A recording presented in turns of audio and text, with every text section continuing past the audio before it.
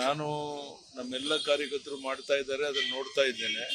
ಅಗತ್ಯ ಬಿದ್ದಾಗ ನಾನು ಮಾಡ್ತೇನೆ. ಈಗ ರಾಜ್ಯದ ಉದ್ದಗಲಕ್ಕೆ ನಾನು ಪ್ರವಾಸ ಮಾಡಕ್ಕೆ ಹೊರಡ್ತಾ ಇದ್ದೇನೆ. ಆ ಸಂದರ್ಭದಲ್ಲಿ ಈ ಸರ್ಕಾರ ಜನವಿರೋಧಿ ನೀತಿಯನ್ನ ಜನರಿಗೆ ಮನವರಿಕೆ ಮಾಡಿ ನಾಳೆ ಬರುವಂತ ಲೋಕಸಭೆ ಚುನಾವಣೆಯಲ್ಲಿ 28 ಗೆಲ್ಲೋದ್ರ ಬಗ್ಗೆ, ಮತ್ತೆ ಯಾವುದೋ ಒಂದು ವಿಶೇಷ ಕಾರಣಕ್ಕಾಗಿ ವಿಧಾನಸಭೆ ನಮ್ಗೆ ಹಿನ್ನಡೆ ಆಗಿರ್ಬೋದು, ಬರುವಂತ ದಿವಸದಲ್ಲಿ 125-130 ಸೀಟನ್ನು ಗೆದ್ದು ಬಿಜೆಪಿ ಸರ್ಕಾರ ರಚನೆ ಮಾಡೋದು ಸೂರ್ಯಚಂದ್ರ ಅಷ್ಟೇ ಸತ್ಯ. ಅದನ್ನು ಮಾಡ್ತೇವೆ.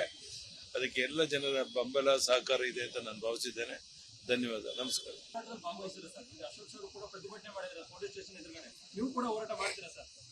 ನಾನು ನಮ್ಮೆಲ್ಲ ಕಾರ್ಯಕರ್ತರು ಮಾಡ್ತಾ ಇದ್ದಾರೆ, ಅದನ್ನು ನೋಡ್ತಾ ಇದ್ದೇನೆ.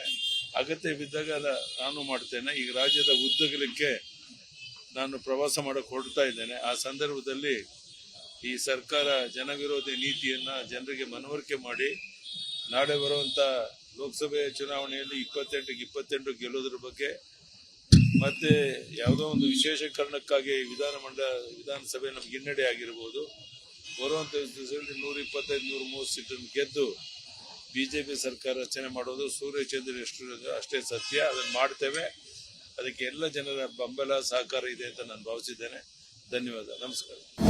ಅನುಕ್ಷಣದ ಸುದ್ದಿಗಳಿಗಾಗಿ ವಿಸ್ತಾರ ನ್ಯೂಸ್ ಯೂಟ್ಯೂಬ್ ಚಾನೆಲ್ ಸಬ್ಸ್ಕ್ರೈಬ್ ಮಾಡಿ. ಹೊಸ ಸುದ್ದಿಗಳ ನೋಟಿಫಿಕೇಶನ್ಗಾಗಿ ಬೆಲ್ ಐಕಾನ್ ಕ್ಲಿಕ್ ಮಾಡಿ. ಲೇಟೆಸ್ಟ್ ಅಪ್ಡೇಟ್ಸ್ಗಾಗಿ www.vistaranews.com ವೆಬ್ಸೈಟ್ಗೆ ವಿಸಿಟ್ ಮಾಡಿ. ಅಂಗೈಯಲ್ಲೇ ಜಗತ್ತಿನ ಸುದ್ದಿ ತಿಳಿಯಲು ವಿಸ್ತಾರ ನ್ಯೂಸ್ ಕನ್ನಡ ಆಪ್ ಡೌನ್ಲೋಡ್ ಮಾಡಿ.